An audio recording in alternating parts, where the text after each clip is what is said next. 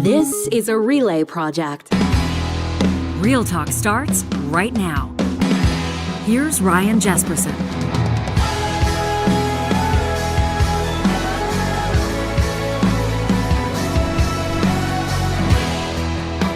All right, we got a million things to talk about on this episode of Real Talk, and we're not necessarily starting with the most important subject first because, like everybody else, John and I showed up to work this morning and we couldn't help but riff a little bit on Mike Tyson and Jake Paul and Taylor Swift and the Jonas Brothers. And when we say news, politics, and pop culture, sometimes pop culture leads. But don't worry, Real Talkers, we've also got some stuff for you to sink your teeth into. Energy journalist Markham Hislop joins us midway through this episode, says Alberta desperately needs a plan B. We're going to figure out what he means by that. Okay. That's all coming up. But first, I want to remind you that this episode is happening with the support of Business Career College. They've been leaders in online financial training since 1997, and they've got a new designation specifically for those of you that are working as senior finance professionals, financial advisors.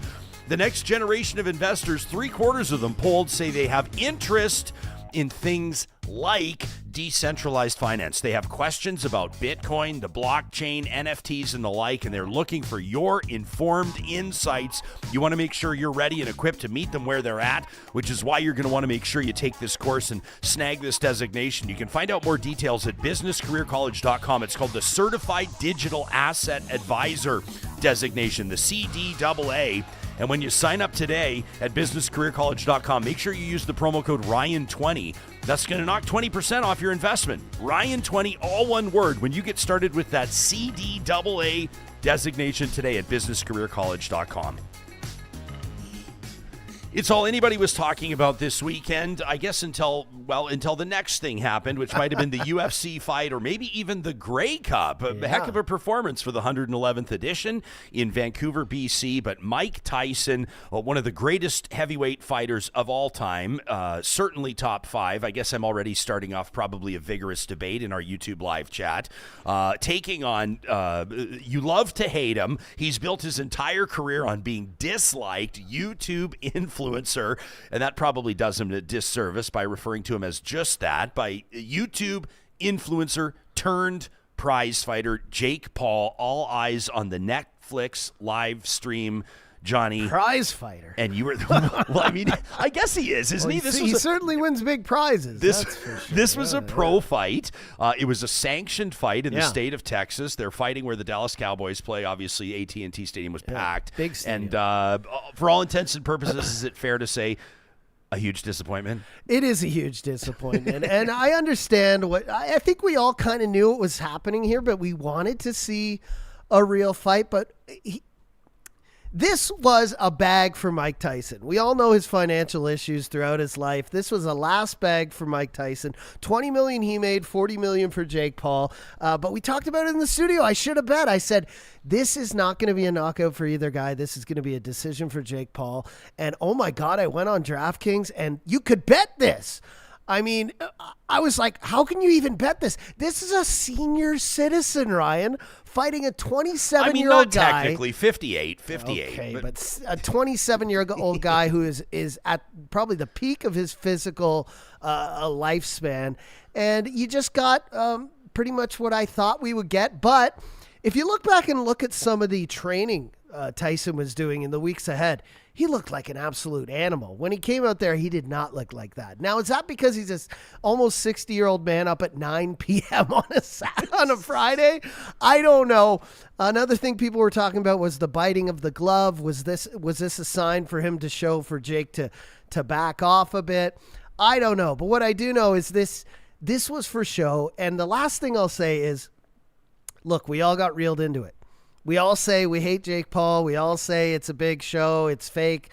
And then we go and watch it. And what happened? Netflix was crashing. There were so many people doing it at the same time. My live stream was fine. I got 600. Is that right? I got Pure Fiber. I'll say it right now. Pure Fiber 3G, 600 upload, 500 megabyte download. Okay, that's too nerdy for me to understand. Anyways, I don't mess around with my internet. But what I will say is, we all got swindled. We saw this. The fight before, amazing with the two women, absolutely incredible. Yeah, Katie Taylor and Amanda Serrano, that unbelievable was just scrap. an incredible fight. We'll talk about that in a second. But what I'll say is we all got swindled, and I think this may be the kind of pendulum swinging back the other way for Jake Paul. Do you see all these people? Because it was on Netflix, yeah, it was free for most people. They also probably got a ton of subscriptions. People who signed up for $15, $20 to see a fight that normally costs them $60, $70. I get that. But I don't see myself paying for another Paul fight after this. I see the pendulum swinging back and people finally realizing that, hey, this is a young dude fighting old guys, and it doesn't look that real to me. Yeah, I think people are correct in saying that like Jake Paul's going to have to fight a legit fighter if he wants to be taken seriously. But of course. yeah, like you said, $40 million payday for Jake Paul, $20 million for Mike Tyson. As we jump into the YouTube live chat, I'm curious to see what Real Talkers have to say about this. But before we do, John, I made a note. Look at this on a Post-it. I made a Post-it note on Friday what is because that? as we were signing off, I realized I had not seen that one of our Real Talkers named Kate in the City had tossed us $20 in the YouTube live super chat on Friday. Going. I didn't see it as we signed off, and I didn't give her a shout out. So Kate in the City, I've been waiting all weekend to give you a shout out for that $20 donation to Real Talk. We sure appreciate that. But I will say this, and Justin in the chat says like he was looking later, some people were digging into the contract and had realized that Tyson couldn't uppercut, that there if he knocked Jake Paul out in the first round, his payday hurt, and even the gloves they were using, they were sparring gloves, so there was all this kind of stuff. At the end of the day, like it's a 58-year-old fighting a 27-year-old or whatever. It's like a 30-year-old difference. Like it would be elder like abuse. if you it is. But if you put if you wanted to compare right now, like how does Wayne Gretzky stack up to Connor McDavid or vice versa? You don't put like present day Gretzky on the ice against present day, and I'm not comparing Jake Paul to McDavid, but it would be kind of sad. Yeah. Ryan Ford is a local fighter, Ryan the Real Deal Ford, and I saw this on his Facebook. He says 58 years old. What do you expect? He says real respect to Jake Paul for stepping back on the gas. He says he could have easily hurt Tyson very bad. But Ryan Ford says we didn't get robbed. He says if you were watching to watch real boxing, then you got it with Barrios versus Ramos, those two Mexican warriors. You definitely they beat the shit out of each other, and then Taylor versus Serrano. He says the main event was exactly what it was not. A pro boxing match, 14-ounce gloves, 2-minute rounds instead of 3. He says those are the facts. He's just an old guy. Even the start, I'll show a picture here if you're watching on YouTube. Jake Paul comes out in this car going like 1 mile an hour all the way down. Yeah. Gets off very gingerly, very, very calm, walks to the stage. And then 58-year-old Mike Tyson just walks out himself. Yeah, the whole way, winded. 9 p.m., 58 years old. He goes to bed at like 6 o'clock. This whole thing was just kind of like, it was actually, it was very sad. How about Netflix? And I'm glad that you had an uninterrupted stream. For a lot of people, it showed that it was buffering. Mine was banging. Pretty hilarious. For some folks, it had just frozen on that shot of Tyson's ass after his son had interviewed him. Oh my God! I don't know if anybody it was just stuck there forever. There's the pic right there. Oh, look at this! Cover your eyes, the kids, pixelated pic. But 60 million. Netflix says 60 million people tuned in, which has to be, I think, a win regardless. Oh, obviously, huge. The buffering stuff kind of sucks for them, and I'm sure that they'll take a lesson from that. It won't happen again. But number one, it shows that there's a huge potential for live streaming sports on Netflix. That was a first for them. NFL's going to be doing games on there this season. So. And also number two, I think a lot of people have questioned whether or not the future of boxing is so bright, considering how strong UFC has established itself. Yeah. And I think that this goes to there is kind of that element of, Jake Paul is involved. There's a lot of people watching that might not be classic boxing fans, obviously. Of course. But I do think it goes to show that there still is a public appetite for boxing, despite the fact that MMA has seen such a huge surge of popularity, right? Sure. And I know there's people out there that don't want to hear it, but broadcast TV, other than, direct news live, it is going the way of the dinosaur, and this is showing it. You've got Amazon Prime again tonight with the Oilers versus the Montreal Canadiens. Yeah. You've got NFL coming to Netflix soon. A little caveat here is funny that the owner of the Dallas Cowboys got on there. First of all, Jerry Jones, his mic isn't working. Like, he's talking into the mic like an old guy. He can tell something's wrong, but doesn't know. It's not his fault. So the other guy gives him his mic, and what he says is, we would like to thank Netflix. We're all being introduced to Netflix. We're not being introduced to Netflix, first of all. But, like, streaming is really going to be the way. I mean, I sound silly even saying this because it already is. But it's the way of the future, especially for live sports, if they can figure out, and this is the thing Netflix had the problem with, just the onslaught of people logging on at the same time, buffering. With Netflix, you can go back and watch. So that puts a huge demand on your servers when not only people are watching live, but they're scrolling back, they're scrolling forward. Yeah. Your servers just get overloaded, and we saw that on Friday. I think some people are feeling the pinch a little bit, especially like we talk about sort of household expenses now and affordability. And you know, I guess I kind of look at this from two angles. Number one, people have ponied up oftentimes or gone to bars that pony up for the pay-per-view stuff. Of course, it's you know, cheaper, yeah. You know, if you want to host drinks. a pay-per-view party at your house, you've typically paid, I don't know, between $70 and $120 for a pay-per-view event. Whereas now, if you are a Netflix subscriber or for the NHL Monday Nights on Prime, if you're a Prime subscriber already, you've got it. If you're not, now people are starting to look at, and this is part of the new reality where you go, listen, I've got my cable package, and I think a lot of people are starting to cut back on the channels they get and the cable packages, but people are realizing now, like if you want all the NHL games, you got to have NHL Center Ice package, you got to have Prime, you're going to want to have Netflix, people are going to have all these streaming services, never mind the families that have like Disney Plus and Crave and HBO and everything else. It's a lot. Or even if you go to, and I'll just say the names like Teleshaw, whatever you get your internet through, the packages for TV now, they just assume you're going to get those. I mean, you're paying for TV, but it's only like 30, 40 channels, whatever. Yeah. And then they say, click these boxes. Do you want Crave? Do you want Disney? Do you want Netflix? Because they know these huge companies and these huge conglomerate, the NFL, the NHL, they're all moving the way of streaming. And I'm happy to see it again tonight. I know you didn't like the Amazon Prime broadcast as much as our regular Sportsnet broadcast, but I felt it was just a change of pace. I don't know if I didn't like it as much. It took some getting used to. Sure. And then after you convinced me off the show, you brought a different perspective to it. It's an American standard. They're approaching it differently, and they have just more ambient sound without the commentary, which is actually kind of interesting. I don't know if that's good or bad. And then the features, like they're not spending as much time. And I think it's kind of neat because you've got, the features between periods for folks that haven't seen it yet. They're talking about like the stories of these franchises or the great players as opposed to what happened in the last 20 minutes and what's happening in the next 20 minutes. If I'm being honest, if I'm watching standard hockey games like class, on Sportsnet, whatever, these days, between periods, that's when I'm like changing the laundry. Of course. That's when I'm doing the dishes. It's like I don't watch that stuff as much. And so I'm all for something different. Big ups to OEG. I know they got to do their thing in the breaks, and they got to talk about their charities and bring on people related to that. But a lot of people, like you said, Ryan, that's when I go, I take a load of laundry out. I get a drink. I have a snack. But the one thing I loved about the Amazon Prime was, like you just said, like showing Mark Messier's rink in St. Albert and showing why, what a focal point of the community he still is, and bringing back some of those old memories, and then talking about Connor getting closer to 1,000, and just the obviously you can't, if you've seen the NHL documentary on Amazon Prime, it is top tier. You've got the music, and everything's modern, everything's young feeling. You've got young people talking instead of the older people. You've got Biz from Twitter, and you've got all these other guys who are up with the kids. And I'm not saying, Sharon just said, why do you keep saying old guys? How old are you? I'm not 60. I think Sharon, you are being called to the carpet, though. Not, this is the theme in our live chat right now. Everybody wants confirmation on our ages. JP Belanger says the ages of these two need to be confirmed. I'm 47, and you are over 40. You're over 40. I will say I'm 40. A lot of you are saying, these guys are lucky. Tracy D says it's a good thing they do the show in the morning since the evening would be too late for Jespo. Easy, everybody. You don't know how long we're here most days. Easy. But Doobie says, guys, 58 is just objectively older than it's young. Let's be realistic. That's what it is. It's not old for a politician, but people tend to be better athletes in their 20s. Listen to this. I mean, I think you're saying this like joking around.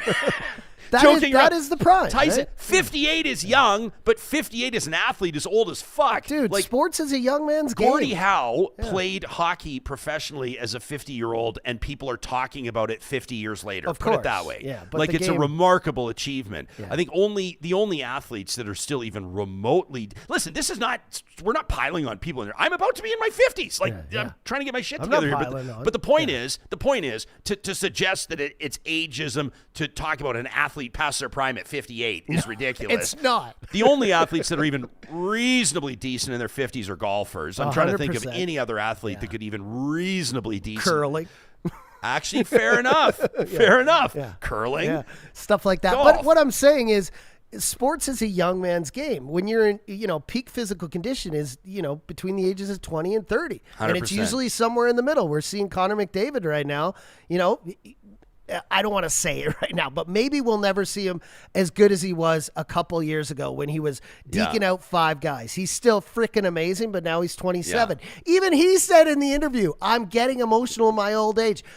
Athletes know when they are getting to their peak and when they are going to be coming over that mountain to go down on the side of peak prime physical condition. And I'll say it again. I think the next Jake Paul fight, it's not going to be as many people tuning in because this is kind of like now we've gotten to the point where it's like we all kind of knew we got swindled here. But I don't know about swindled. I mean, it is what it is. I mean, it's it is what it is. It didn't come out that it's WWE scripted, no.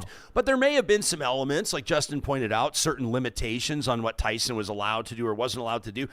At the end of the day, did the limitations even really matter? No. Like it just did looked you see like, in the sparring? He was an animal. It looked like he had a tough time moving around the ring. Like that's just a fact. He also had a knee injury. You could tell he was wearing a brace. So. Well, and they had rescheduled the fight, right? I mean, he originally had a kind of a hernia issue. He almost died. You know where I was on this. I wanted Tyson to knock him out. Everybody. That's everyone. But that was my call on it because we were watching. We showed it on the show like a month ago. Tyson's camp had released an Instagram video of him training, and I was like, this guy is primed. Yeah. And then when they had interviewed him pre-fight, they said, what's going to happen? He goes, I'm going to knock him out. And they say, when? He goes, first punch. He was ready to rock, but it just didn't happen. There was one punch where he got him in the neck, and I think everyone saw that. And this is another thing, conspiracy theorists on Instagram and Twitter are talking about X. That maybe when he got him in the neck there, you could see it kind of boggled him. It kind of rocked Jake Paul, and Jake Paul stuck his tongue out, and people are saying maybe this was a sign like slow down. But that one punch to the neck, Mike Tyson at 58 punches you in the neck. I don't care who you are, that hurts. Yeah. This is Vamp Fashion says watch people start paying $700 a month for TV, so your FOMO isn't scratched, your fear of missing out. Aket says it would have been more of a fight if Tyson could actually move around the ring. My spouse thinks he didn't think he could delay again contractually, so he and Paul agreed not to hit each other too much. That may be the case. I don't know. Cam in a pizzeria is 2 months into he's calling it post-traditional TV package life. Yeah. Cam in his new life says streaming services only, says he's saving $75 a month and he doesn't feel like he's missing anything. I don't feel like you would either. No. I think people's habits and expenditures are dramatically changing, and I think that's probably the safest thing that we're going to talk about here. Before we move on, hey, Tony also makes a very good point, by the way. She says it depends on the sport, Jespo.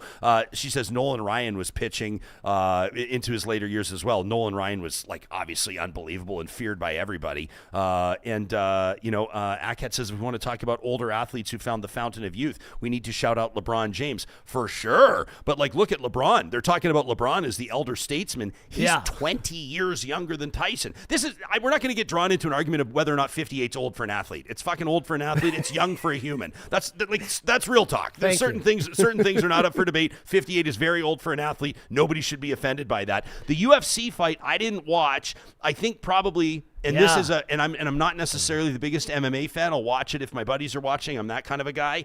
Probably the biggest moment came after Jon Jones won. Would you agree? Oh, yeah. Jon Jones presenting his belt to the incoming POTUS, to 47, to Donald Trump. Is that arguably probably the biggest moment of American culture that was on display after this fight, would you say? It was pretty crazy. I mean, Jon Jones, first of all, just an animal. He, again, another guy who knows he's past his prime, said he's going to probably have one more fight. He wants to decide who it is, but just absolutely an incredible athlete. And when he wins, first of all, he jumped out of the ring. Here's a picture of him and, Trump. But the thing he did that Rogan was just going off on, I'm trying to find the picture here, but he basically did the Trump dance. Everyone knows the Trump dance, the little wiggle with the arms out. Yeah. So he wins the fight. He gets up. He looks right over. He does the little Trump dance and he points to him. And later, of course, we talked about this in the interview. Of course, he said, I won this one for my president. And, people can feel how they want one way or another about that. But it was a star-studded event politically at this UFC. I mean, you see some politicians sometimes. Trump comes in sometimes, but everyone was there. Trump's sons, RFK was there. Everybody was there. Vivek or whatever the guy's name is, we were talking about on Friday. Everybody was there in the audience, and they all stood up and gave him a standing ovation. So, but yeah, it was. It was funny, like a lot of people alluding to Trump. Jake Paul even he didn't say his name, but afterwards, after the fight, he said, "I feel like we're back. America's back, baby." And I was like, "Oh, here we go. Here we go again. Here we go He hasn't even done anything yet. Let's relax a little bit. Yeah, for sure. How about Ovi? This is, you want to talk about athletes that are, remarkable achievements over the weekend. Alexander Ovechkin now 28 goals away. I know there were there's a lot of folks, I think there are more and more believers these days. Oh, I didn't think he'd do it. That the grade 8 is going to be able to break Gretzky's goal record, 894. Folks thought that it was absolutely out of reach, but Ovechkin, I think, what was he, about 40 away starting the season? Yeah. So I think people thought, he'd kind of have to have, one really good year and then maybe do it next year. Well, with a hat trick, the 31st of his career, Sunday against the Vegas Golden Knights, Ovi gets even closer, now 28 goals away from 99. It's crazy. Just an unbelievable season for Ovechkin. Insane. And hey, real talk chatters. I agree. This is an older guy who's doing it. Oh, he's let's doing not it keep well. going back to this. But you know what I mean? He's past his prime, and here's the one thing I don't understand though. How have people not figured out that slot he sits in? He just is. I know Dry kind of has the same thing to to Lemieux, the right of the net. slot, yeah, but it's remarkable to me that people haven't figured out, just get over there and get in front of them. Those are like the all-time great athletes that somehow find a way. That still do the same thing and you still can't stop them. Yeah. Right? I mean, I think who's the ultimate example? Probably Babe Ruth, calling shots and I even think the NHL All-Star game way back in the day, I think it was in San Jose, Owen Nolan at the time. People remember that clip, and it's the All-Star game, so take it for what it's worth. And Gretzky. Wasn't it on Dominic well, Hasek, but Owen Nolan's coming in on the breakaway and he points top corner. He points when he's coming in and then he puts it there. Athletes that are just that good at what they do. So I think Ovi deserves a shout out. I don't know if I had to predict, I feel like the feel good story, I want him to do it. I want him to do it in the 82nd game of the season. I want him to do it break too. that record. That'll be one of the great all-time achievements in the National Hockey League in the last 30 years. But if we're talking a season ago or 2 seasons ago, he was kind of slowing down. He was a little bit. And then this season, I'm like, wow, he might actually do it. This season, it's just remarkable. Yeah. Shout out to those of you in the live chat that are now arguing over whether or not curling is a sport. We have people suggesting that there are equestrians that compete into their is the horse in its 50s? That's the one that matters. This is hilarious, you guys. I love you guys. This is why we show up every single morning. How about the Grey Cup, the 111th edition, and what a storyline. I feel sick for Blue Bombers fans. My Uncle Lawrence, he's with his friends. He sends me a photo outside of just in downtown Vancouver. They're getting set to go into the game, and they've got all their Bombers gear on. They've got their scarves, their caps, they got their jerseys on. Everybody's set, and they're going, "Go Bombers!" And for the third year in a row, Winnipeg falls short in the chance. I just feel sick for Bombers fans. 3 years in a row. It's like the Buffalo Bills all over again, although the Bills never did it back to back to back. But a shout out to the Argos for a big game led by their backup QB nonetheless. Oh yeah. And is this, I don't know if I want to relate it to the New York Yankees in MLB or whatever, but it's Toronto, right? I think we all kind of, even though obviously I'm Elks for life kind of guy, but I think we all kind of wanted the Bombers to come out on top, but what an incredible game. What do you think of the halftime show? Did you Jonas Brothers? I'm gonna be honest with you. I told you I saw it with sound off, so I was okay. So I can't comment on it. Well, they are beautiful. I did see a couple of comments here. We've seen this in past as well, where I want to give shout out to whoever it was, but some of you real talkers jumping in early. How about this from Sylvia? Who's like, couldn't they have found a Canadian band for the Grey Cup halftime? Part of me agrees. Part of me thinks it's a celebration of Canadian football, of Canadiana, should be a Canadian band. At the same time, part of me is like, the CFL is in a position right now where they've got to get the most eyes possible on the best product possible. Yeah. And the Grey Cup in Vancouver with two great teams is like, if you have one day a year to try to plant a seed with young fans, and the CFL is desperate to do this right now, it might be the right call. 100%. And I hate to bring up the young and old thing again, but this is what they're doing, right? You know, if you watch football and you're a bit older, the halftime show, even at the Super Bowl, it's for the younger crowd. It's for the people who might only be watching once a year. I thought it was a good show. They put on a good show. People saying lip sync. Again, I will bring this up for the millionth time. Anything done at the Super Bowl, anything done Saturday Night Live, any of that is going to be half produced.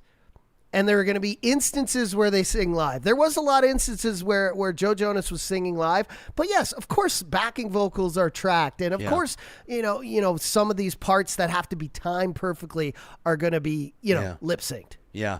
I have kind of mixed feelings on the lip sync thing. I know that for a lot of people, it's sort of like super offensive because, you feel like, especially if you're in attendance, you want to have the, you want to have the sense that like the performer is doing everything they can to give you the real deal. The performer is giving you like the performance of their life, and you can hear the like undulation and this, that, and the other. And then also, I mean, like you were just talking about Jerry Jones with the, with his mic screwing up on the Netflix broadcast, like, for Jerry Jones, if that happens to Joe Jonas at halftime at the Grey Cup and the mic's not working, then you got a real problem. Yeah. Now, the flip side, the risk you take is who was it on Jessica Simpson's younger sister? I sound obviously like I have no idea about pop music. Ashley Simpson. Yeah. Remember her mic went out? Oh my gosh, I watched that live. Or what happened on Saturday Night Live, and she got kind of exposed. She had a backing track basically, and this is what I'll say.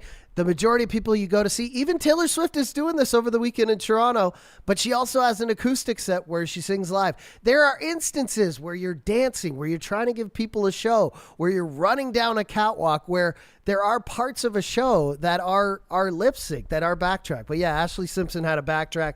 It started too early. She did a little hoedown move and then got off the stage. That was an iconic moment, Ryan, for you to bring up right now. That was, I watched it live. I was like, wow.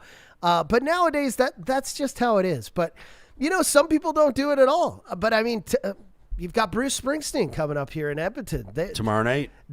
I would say that is one of the groups where there isn't a lot of backtracking. You've got 20, 30 people in the background, boosting his vocals with background vocals and background singers and things like that. But with the Joe Bros, I'll say, hey, this is their bag. They had this much money.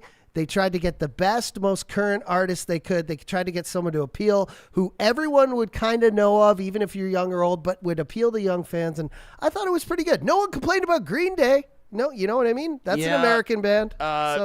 Tracy says people have no idea how bad singing would be if you're dancing and singing at the same time.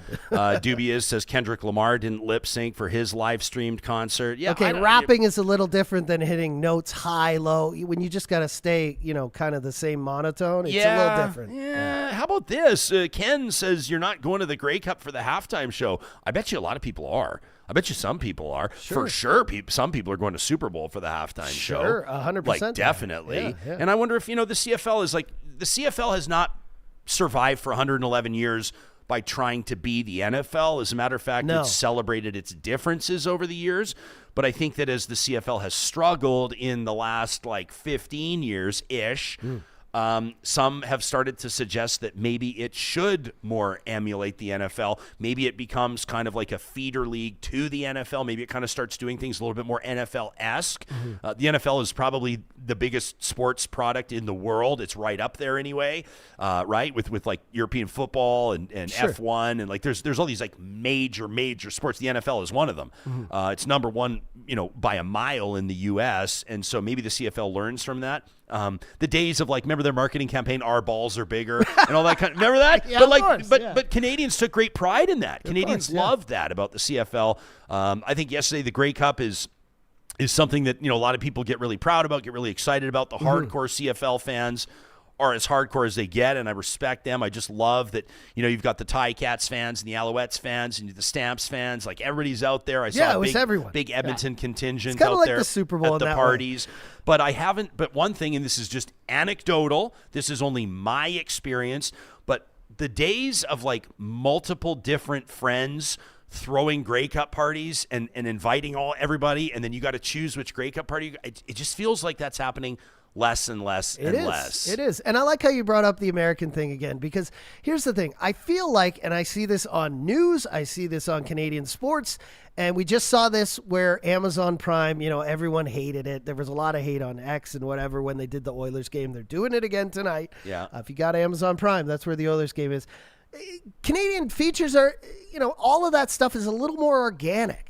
American sports, news, media, it's very produced, almost overproduced, some people would say. Yeah. So when you say, they should be more like the NFL, I think it would rub Canadians the wrong way. The same way Amazon Prime debuting the Oilers game did. You think you want it, and then when you do, it just doesn't feel right. Me, I'm a guy, I'll have a cup of coffee one day, a cup of tea the next.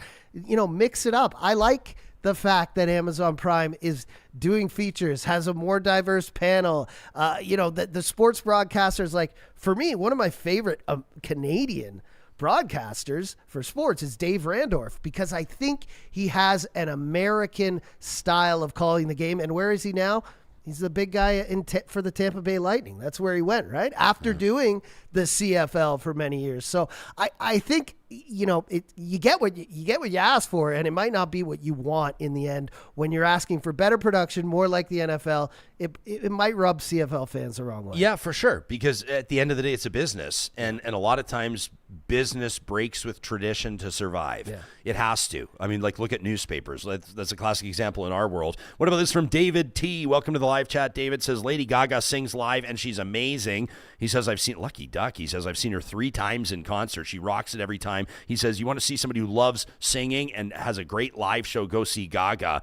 I love this. And others are saying, Lauren's going to go see his bank manager to see if he can afford to go see Gaga.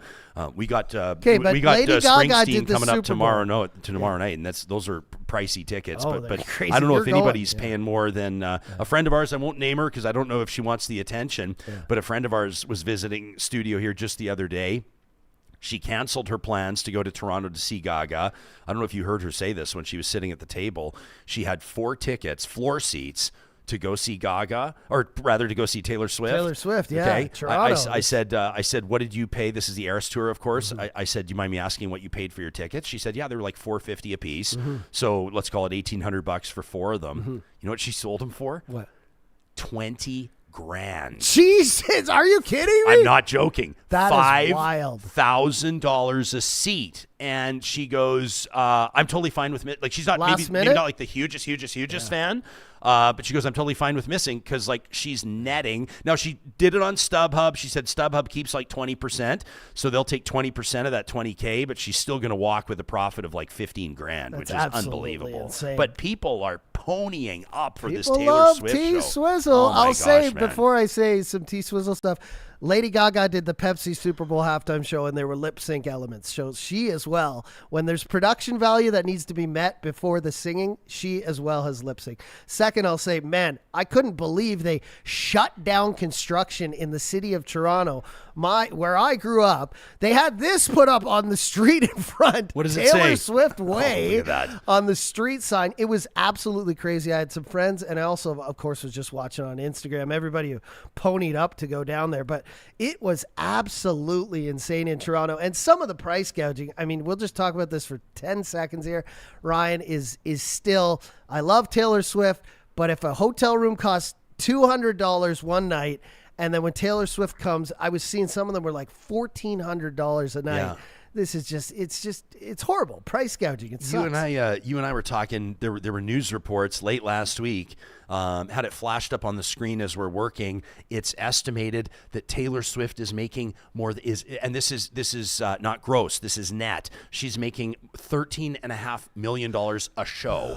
A show. What is that a second? And then also just the traffic. I had I'm from Ontario. I was watching all my Ontario friends feed. They were like, this is insane. Give us our city back. Like the traffic was just, you couldn't get downtown. But that's what T-Swift does when you have 50,000, a sold out 50,000 concert show at the old Sky Dome there, now Rogers Center. That's what's going to happen when T-Swizzle comes to town. 100%. We've got more ground to cover. We're going to get into some of the other news that broke over the weekend. I want to get to a great email from Touring Zebra about our roundtable on Friday, our most recent Real Talk roundtable. That would have been the 15th of November, talking about the future of Edmonton's downtown and essentially the future of Edmonton's economy. A great take from Touring Zebra. That's coming up. But before we get to Markham Hislop, I wanted to put an event on your radar. I'm hoping you'll make yourself available to join us if you're anywhere in the Metro Edmonton region. Coming up on Wednesday, 2 days from now.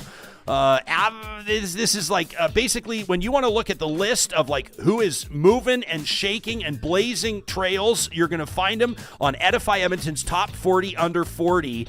The 2024 list of achievers is the 16th consecutive year that Edify has honored young Edmonton and area residents for the amazing work that they're doing in bettering our community and putting us on the global map. You can get tickets to join the actual in-person event that's coming up again on Wednesday, and we're excited to be a part of it here at Real Talk. That's the 20th of November, the biggest and best celebration of the year, celebrating the capital region's most exceptional emerging community and corporate leaders. It's at the beautiful Winspear Center in Winston Churchill Square. Doors go at 5, the show at 6:30. There's a reception that follows with food, drinks, which are included in your admission, as well as live music.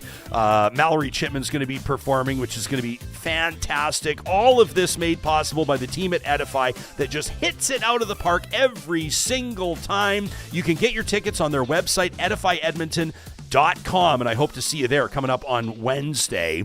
How many of you visited Friesen Brothers over the weekend? If you did, you don't need me to tell you what a fantastic experience it is. Happy birthday, Charlie. Charlie's birthday was just yesterday. Their sourdough starter turning 9, and you know that there were treats there for everybody involved. If you heard about it on Real Talk, we hope that you enjoyed yourself there. Friesen Brothers, of course, probably the next big thing that I would have circled on the calendar is going to be the 1st of December, the first of every month. Grocery purchases of $75 or more or 15% off, which is huge, obviously, for any family. If you're looking to save even more money, check out their Family Essentials flyer on their website. Our family uses this week to week. You can view the flyer. The Smart Shopper Savings Program will help you save a few extra bucks. Plus, they've got great recipes. So you're not breaking the bank. You're still feeding your family. Great eats, all from Friesen Brothers, which is Alberta grown and Alberta owned. And I wanted to mention, for those of you that are this time of year, you start talking about turning over a new leaf. Maybe you're starting to think about maybe a New Year's type resolution. What's 2025 going to look like for you? If post-secondary education is going to be part of that journey, start with 2 minutes on Athabasca University's website at athabascau.ca. You can browse their programs and courses, learn a little bit more about how AU works. You can read testimonials from current students.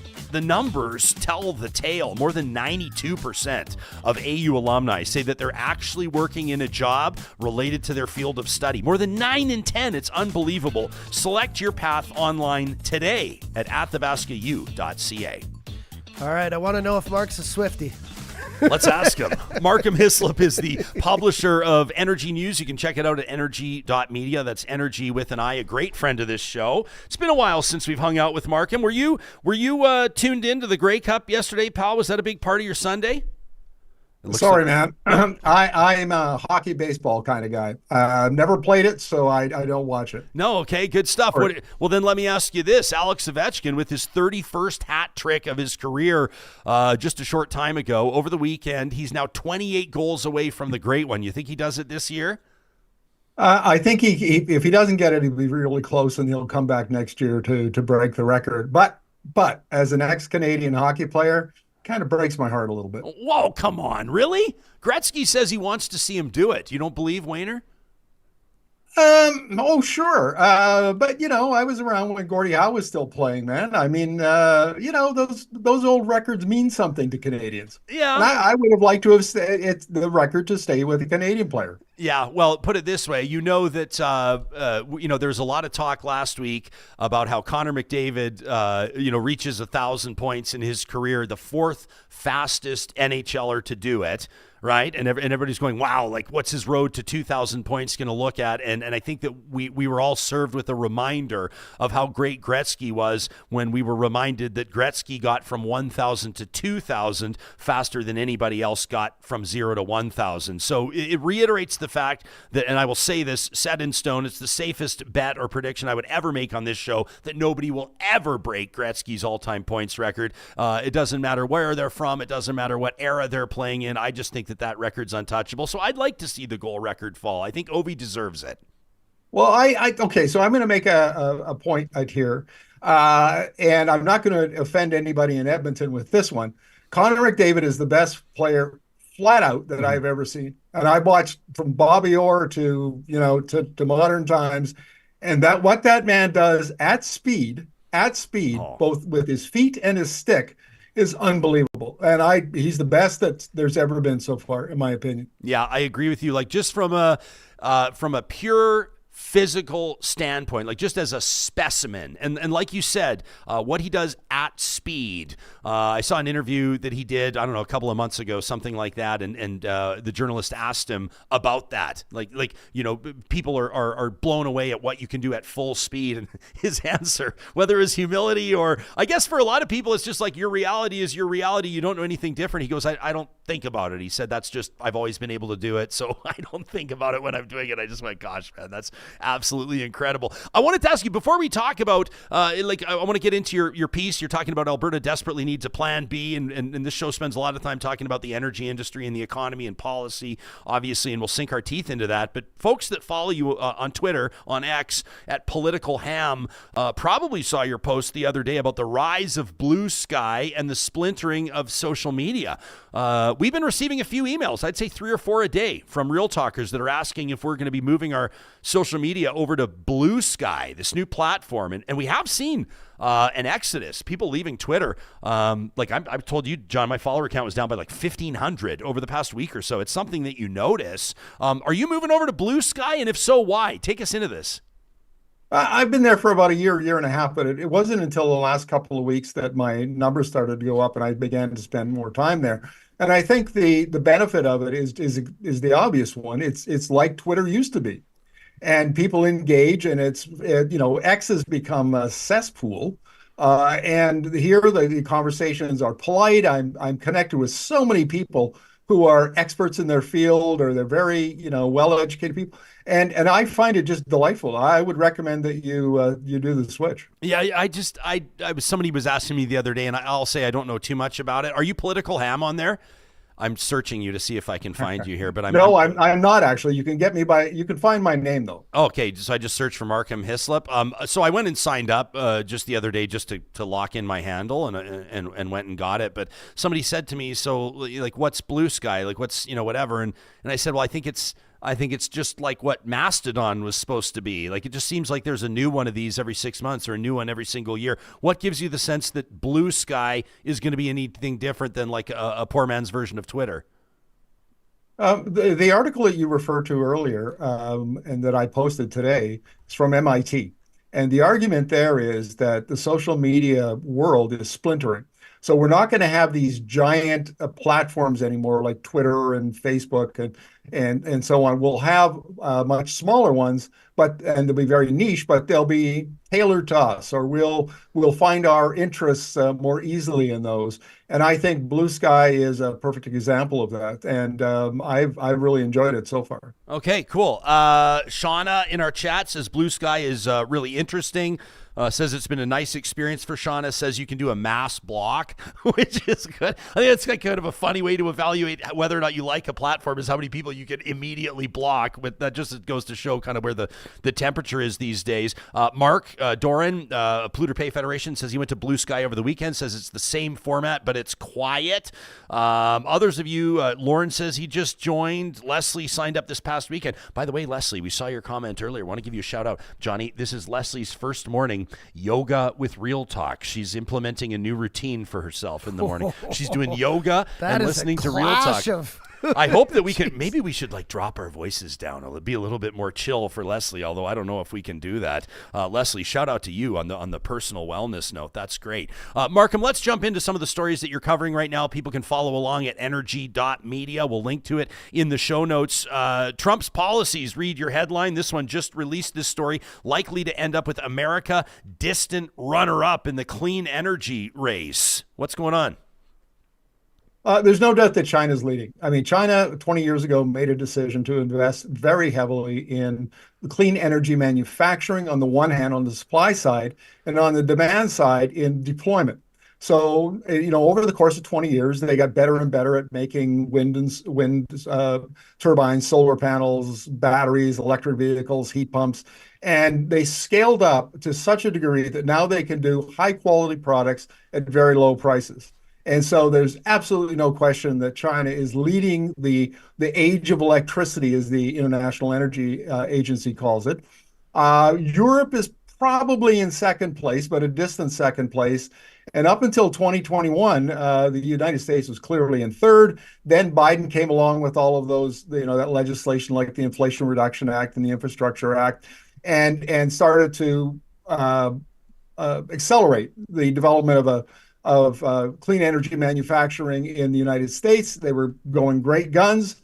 Trump's going to slow it down. I don't think there's any question of that over the next 4 years. But this technology now is so well developed, it's so efficient, it's so low cost that it is going to win. It's a matter of time now, not if, it's when. And so rather than Biden's objective, which was to catch China and overtake China in the clean energy arms race, now Trump may, slow them down enough that they actually stay in third place. What does that mean for Canada, do you think?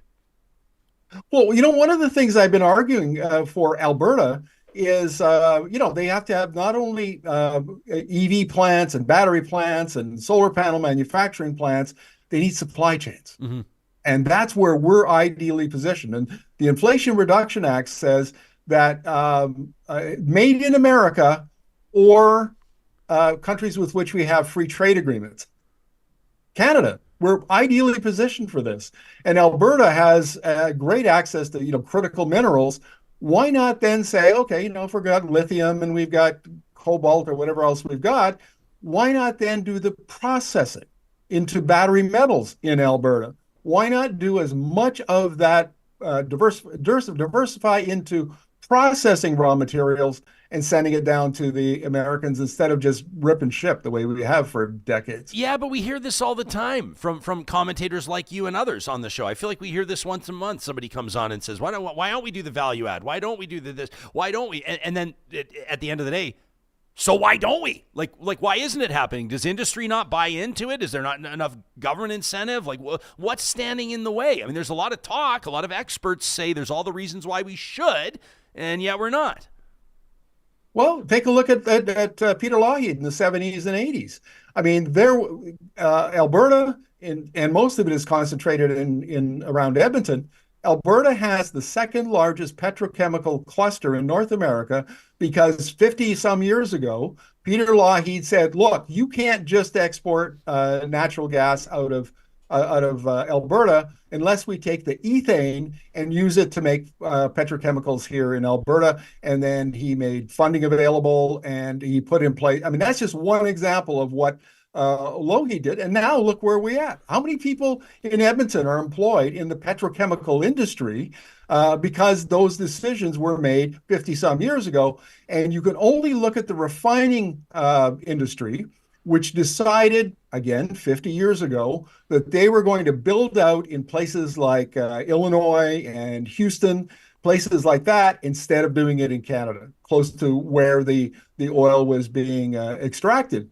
And that was made by industry because it made the most sense for them to build in the States, not in Canada. So if government doesn't intervene, and remember, the people of Alberta own the resource. So it's not just we're doing this, government is intervening. It's like we're doing it on behalf of, we own it, let's get the most value out of it. And we don't have a government, we haven't had for a long time, a government that took that approach. I guess, maybe part of this is, what we often lament on this show is that a lot of decisions, a lot of policy is based on election cycles, and politicians, for obvious reasons, are concerned about them and their party's political survival. But you released a column about a week ago, Alberta Needs a Plan B. People can read it on your website. Basically, the Alberta government aligning with OPEC's oil and gas forecasts, and probably makes perfect sense why Alberta would, as an oil and gas producing jurisdiction, one of the most successful, obviously, and fruitful in the world. But you see a problem here. Take us into why. Okay, so Alberta has a Plan A. It's called the Emission Reduction and Energy Development Plan, and it was put out last year. And it basically is an expansion of the status quo in terms of the oil and gas industry. And you hear the Premier Danielle Smith all the time. She says, we want to double oil production. We want to build, LNG plants on the West Coast so we can ship more Alberta gas there. And when you say that she's allied or aligned with OPEC, OPEC puts out every year the World Oil Outlook, and the last one just a couple of weeks ago was Oil Outlook 2050, and they're modeling between now and 2050 an expansion of oil demand, oil consumption, from 103 million barrels a day today to 120 million barrels a day in 2050. It's like the golden age of oil and gas. That's what OPEC is expecting, and it's all about the global south. So the countries that aren't, Canada, the U.S., European countries, Japan, Korea, China, and that's where the growth is going to come from, and oil demand in the global north will decline, and so that makes perfect sense, okay, from an economics point of view. But here's the thing: the International Energy Agency and many other forecasters have a completely 180 degrees different view of where energy is going. They think that electric technologies like electric motors, heat pumps, solar, and electric vehicles are on the S curve, and on the hockey stick part of that curve, they're going to disrupt oil and gas industries, and we're actually going to see a peak oil and gas demand in 2030 and decline not that many years after that. That's a disaster. That's not the golden age of that's what the IEA calls, we're moving from the age of oil into the age of electricity. So last year at the World Petroleum Congress in Calgary, Premier Smith had a press conference, and I asked her very specifically, I said, look, if you're right with Plan A, fine. What happens if you're wrong? What happens if the IEA is right? Where's the Plan B? And you can look in the story. I linked her answer to my question. There is no Plan B, and that's just bad planning. I mean, what did Mom tell you, Ryan, when you were growing up? Hope for the best, plan for the worst. Alberta is planning for the best and ignoring the potential for a worst. That's bad. And if the worst case scenario, or even like the one that IEA forecasts, if it comes true, well, Alberta's in big trouble. Yeah, I guess for me, part of this, obviously, it comes back to the politics of it all. And, I think probably to a certain degree for a government, I'm not saying I believe this.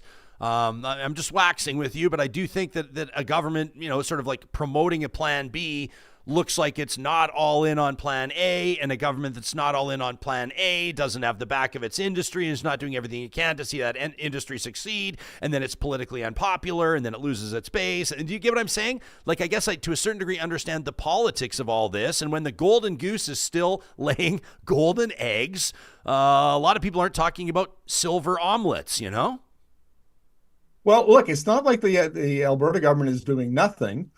Just last week, they made an announcement. They're putting $40 million into the materials challenge. So you can get either $250,000 up to $5 million If you've got some kind of an innovation, you've got a technology that turns bitumen into carbon fiber or some kind of related technology, you can get funding for it. And they've also put $750,000 into an advanced geothermal center. That's another good thing. The problem is scale. I mean, China, the United States, when these countries get into, they start to scale up a new technology, they scale it up to global scale. And $750,000 isn't going to buy you much. $40 million doesn't buy you much. Right now, and I think I mentioned this to you during our last interview, Ryan, right now, Alberta is one of the global leaders in taking hydrocarbons, specifically bitumen, and turning it into materials like carbon fiber or some other, asphalt binder, that sort of thing. But I was told by the scientists at Alberta Innovates that all it would take is a big country that decides to throw X money at it, and our lead evaporates. And time is a wasting. We can't allow the lead we have now to be lost. We could be building other industries. So it's a matter of commitment we're doing some of the right things. We need to do more of them, and we need to do some other right things. And we could have why doesn't the plan A include those things at scale? I mean, it's a question that begs to be answered. I know that you don't mind direct questions and challenges, Mark, and we got Garth in our YouTube live chat says, is this guy for real? He says China uses like 40% coal power to produce these cheap solar and wind systems. Of course they're going to be cheap. Garth says we can't compete here because we have self-imposed tariffs on our energy. I think that's probably oversimplifying it. I think we also can't compete, quote unquote, to a certain degree because oil sands energy is just more expensive. But what would you say to Garth? Well, it's an irrelevant point. I mean, the fact that China uses coal to power the plants, and actually it's closer to 57% these days. But anyway, whatever. I mean, coal-powered electricity powers these plants. Well, so does does Latin America care? Does India care? Does Pakistan care? When they buy these solar panels? No, they don't care. And they don't care when that power is used to make electric vehicles for $15,000. None of that matters. We're not talking about the deployment of these technologies here in Canada. And by the way, the examples I used have nothing to do with wind and solar. They have nothing to do with solar panels. Taking bitumen, making a material out of it, like carbon fiber, according to Alberta Innovates, if you get $50 for a barrel of bitumen to send it, when you send it to a refinery, you get $217 when you make it into carbon fiber. We're leaving money on the table. Why would we do that? That's this nonsense about coal, China burning out lots of coal, therefore whatever they're doing is totally irrelevant, is just nonsense. This is about economics. This is about technology change. This is about disrupted business models and rising business models. And the fact that we're having this kind of conversation, the kind you'd have in your local pub, that's where the level of the conversation at is kind of embarrassing, frankly. Markham, if Scott was not in our YouTube live chat and instead was sitting right next to you at the pub and the two of you were talking and he said, this guy thinks like an idealistic teenager, what would you say back to him in person? I'd say over the past 5 years, I've interviewed thousands of global energy experts, people at the level of Michael Liebrich, the guy who founded Bloomberg NEF, Dr. Doyne Farmer, the foremost economist working on chaos theory. And unlike our premier, I've actually read the modeling. I've read the IEA reports, and I read the OPEC reports and all the other reports. So this is not based on idealism. When I sit down and answer Scott in the pub, he's going to get a rational, evidence and data-based reply. I never get a rational, evidence and data-based response to my arguments. I'm not idealistic. My stuff is grounded in data and evidence and expert opinion. I don't have to defend that. Whiterium says the asbestos industry was laying golden eggs as well. Just look how fast that went to nothing because things changed. Dwayne wants me to ask you if you think, he says, oil sands oil, if it'll be able to stop the cheaper forms of oil from overpowering it. How much does cost of production factor in your mind? It's got to be significant. Well, this is an open question, and I don't think we have an answer for it, Ryan. in the bitumen is considered ultra heavy crude oil. Okay, so in at the global level, there's 10.5 million barrels a day of heavy crude refining capacity. 5.5 million barrels a day of that capacity is in the United States, mostly in the Midwest and down in the Gulf states. We export, I think it's pretty much all of that bitumen, so 3.5 million barrels a day. We're the big guy in the marketplace in North America. And so we might keep lighter sweet crudes like come from shale plays like Permian Basin. We might keep them from encroaching on our market for a while. We're not going to decline immediately, but ultimately, at the end of the day, when you have more supply than you have demand, prices go down. And the question I have for other folks is, what happens if prices go to $40 or $50 and the oil companies aren't paying revenues to the Alberta government anymore? Who pays for your education? Who pays for your health care? Because a lot of that comes from those royalties.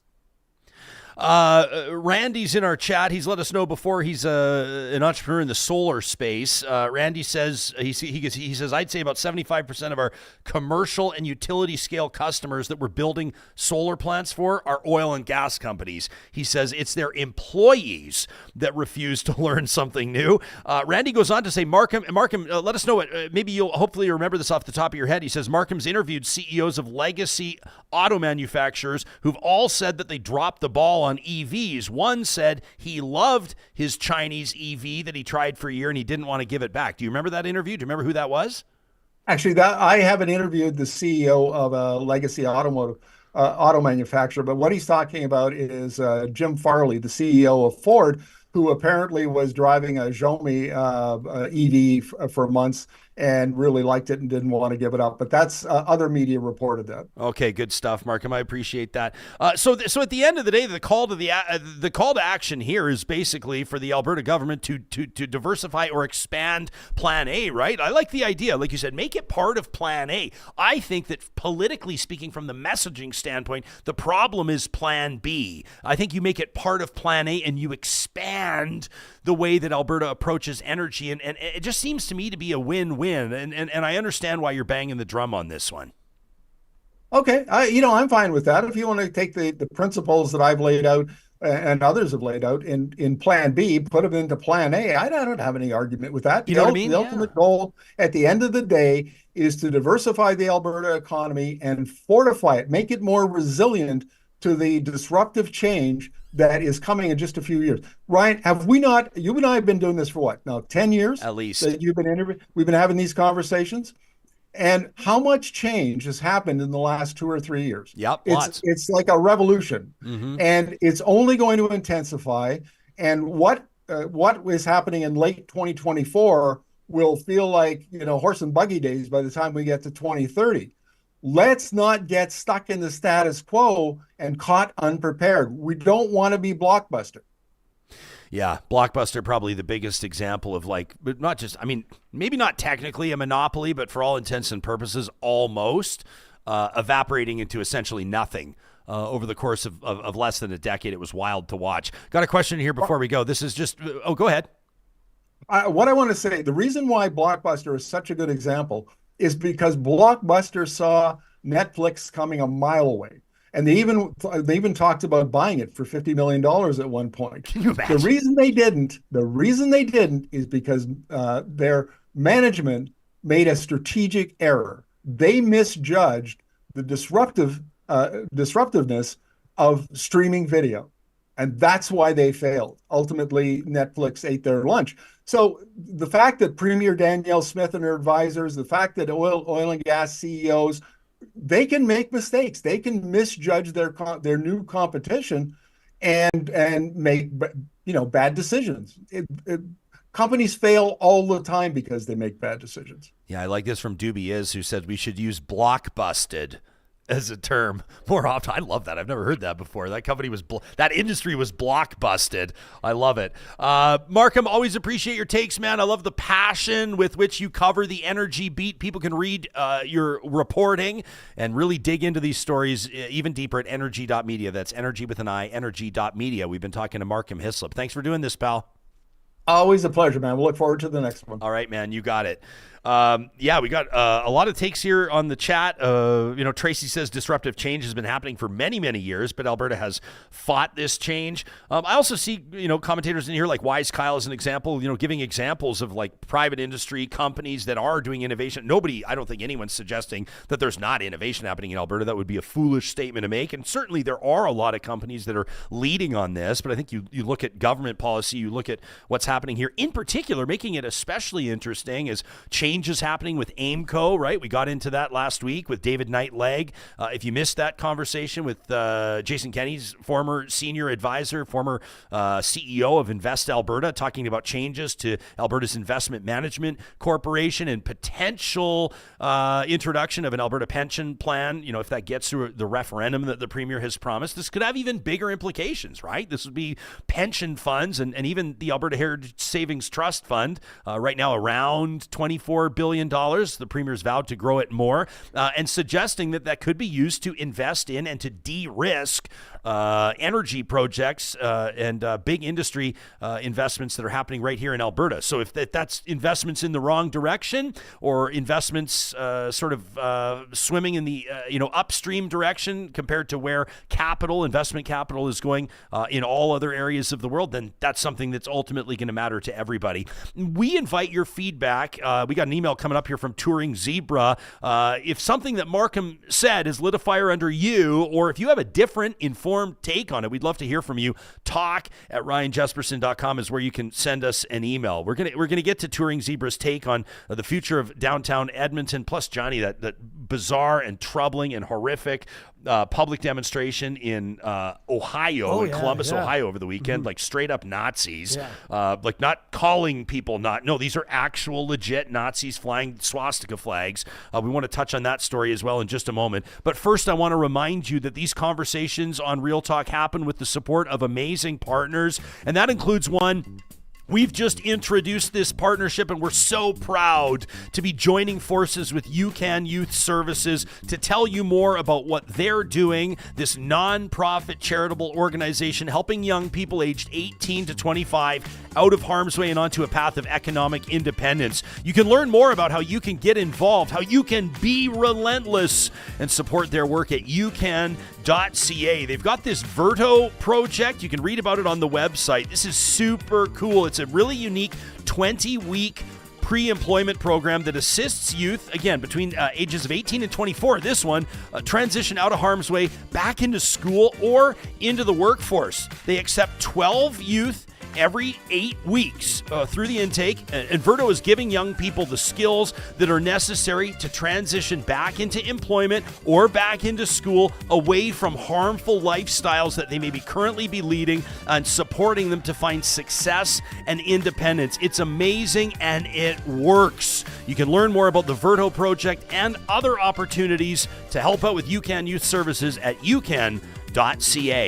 At California Closets, they are creating custom closets and storage solutions for the entire home for folks across Western Canada, in particular in the province of Alberta, where their designers and installers are changing the game for folks that are looking to get more organized, decluttered in their laundry room, their boot room, their basement, their garage, the primary bedroom, whatever it is. If you can dream it, they can create it, and they can work on your budget too. You can check out the work that they've done.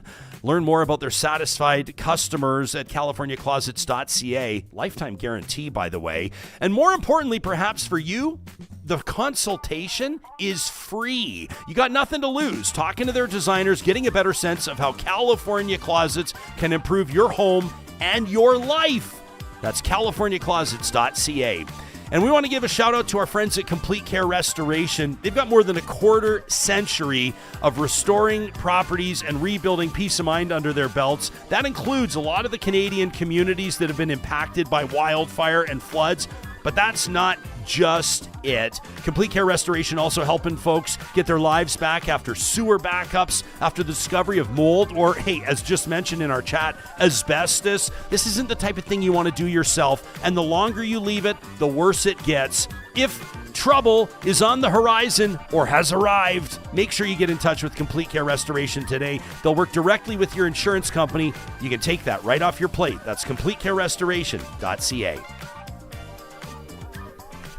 Pretty brutal display in Ohio over the weekend, and I know for a lot of people this just feels like almost completely surreal, as you got a group of people, and I guess part of me wants to point out that it's a relatively small group of people, but at the same time, does that even matter when you've got folks emboldened, chanting slogans, including some of the most horrific words in the English language, flying Nazi flags? I mean, just unbelievable stuff going down there in the city of Columbus. Yeah, it's really sad to see, and I don't know, lots of people saying over the weekend, this is Trump's America. I don't know about that. What I know is that it's kind of disheartening to me that, I'm not sure what the police could do, but I didn't see any police in any of the footage. And these people were yelling some pretty horrible things at people. Things like we can't even play the sound on these videos because it's pretty horrific. This is like mid-afternoon. Columbus public safety dispatchers getting calls at like 1:30 p.m.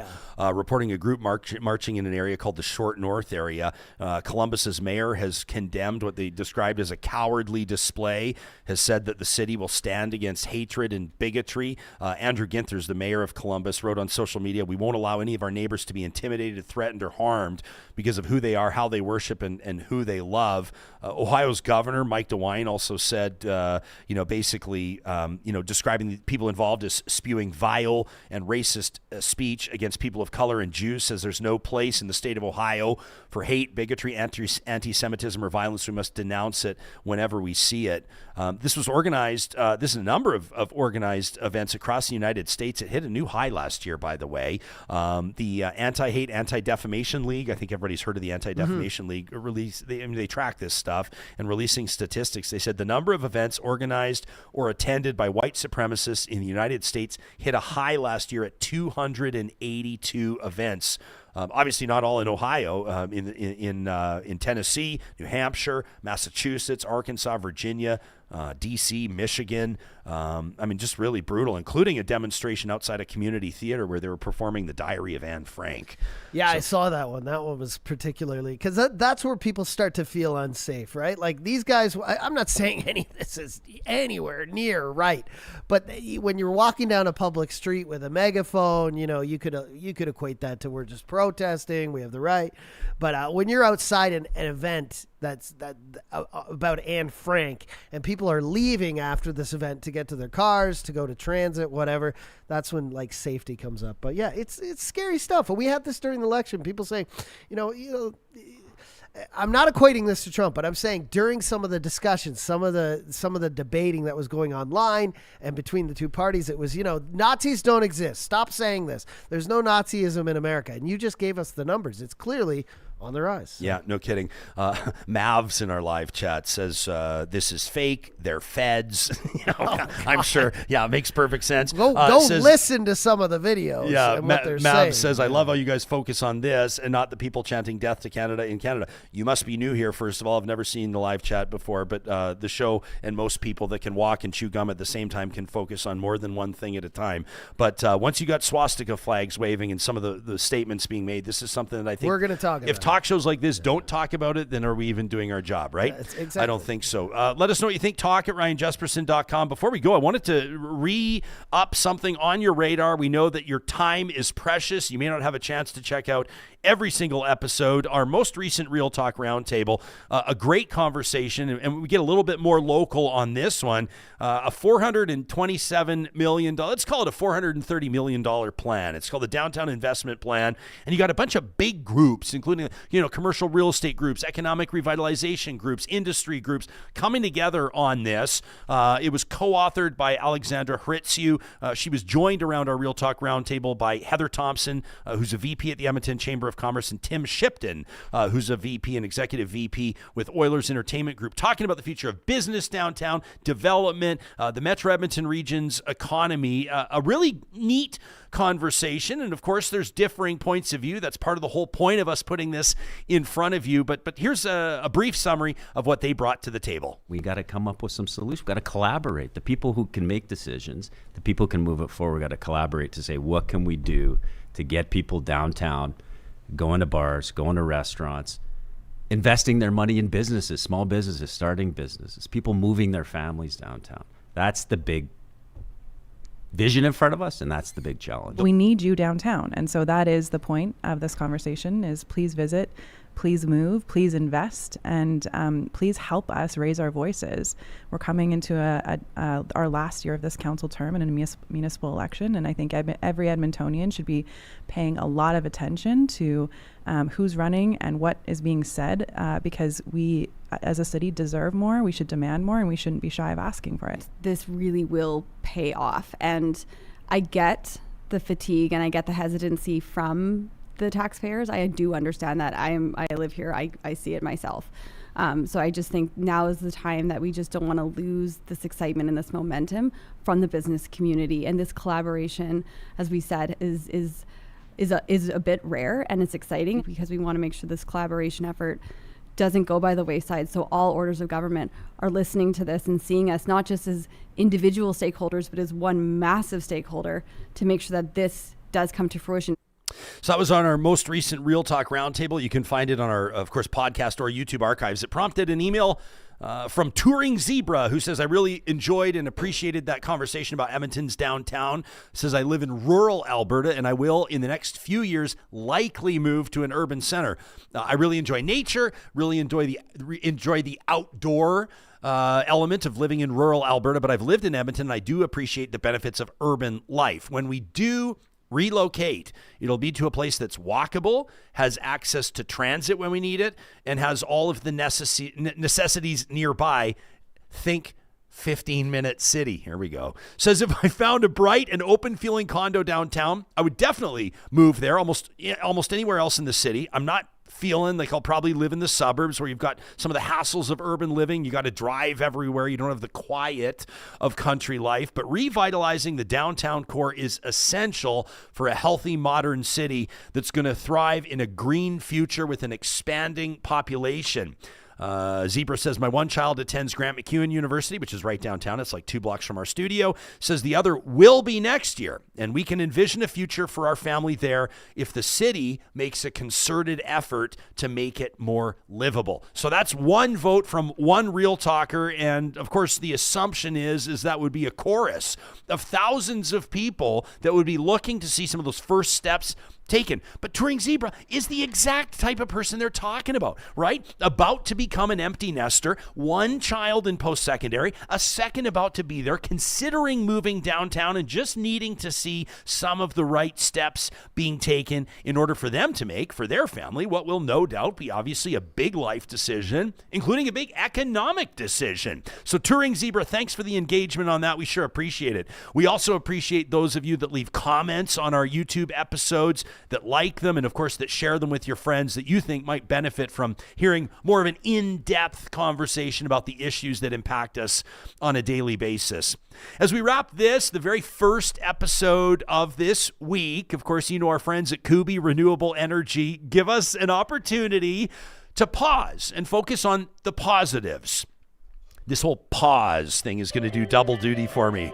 As a metaphor, a play on words, if you will, for this episode of Positive Reflections, which was passed along to us from Amy. And Amy, this is a feel-good submission, but Amy comes to us from a tough circumstance as well, says that she recently lost somebody close to her to cancer, and so this post especially resonated with her. She draws our attention to the Instagram account We Rate Dogs, which we just love, Amy, and she points out to us this is Minnie the dog, her human, as we see on the screen here, was diagnosed with cancer in 2022, and so he couldn't leave his bed during his cancer treatment. Minnie left his side, but as his health worsened, he wasn't able to care for her, and so he made the heartbreaking but selfless decision to surrender her to the Humane Society of Greater Niagara in Ontario, and he'd visit the shelter as he could just to get a glimpse of Minnie from afar. But in August of this year, amazing news, he got the news that his cancer was in remission.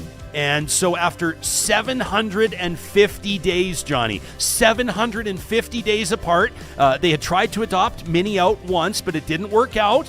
Minnie is officially back where she belongs. She's back with her human. The cancer is in remission. The two of them are together again. My face hurts from smiling right now. Is there anything better than seeing a reunion like this? Amy, you made our day by passing this along. We're obviously so very sorry for your loss, but we're grateful that you reminded us about the power of perspective, these beautiful relationships we share with the dogs, cats, birds, and other pets in our lives. Unbelievable stuff. Positive Reflections is proudly presented by Kuby Renewable Energy every week on Real Talk. You can send us your positive reflection. It could be a personal story or something that you saw in the news to talk@ryanjespersen.com. And don't forget, you can get a free solar quote anytime by visiting kubyenergy.ca. We got a big week to come here on the show. Make sure you join us again live on Tuesday. In the meantime, make it a great day, friends. Thanks for contributing to Real Talk.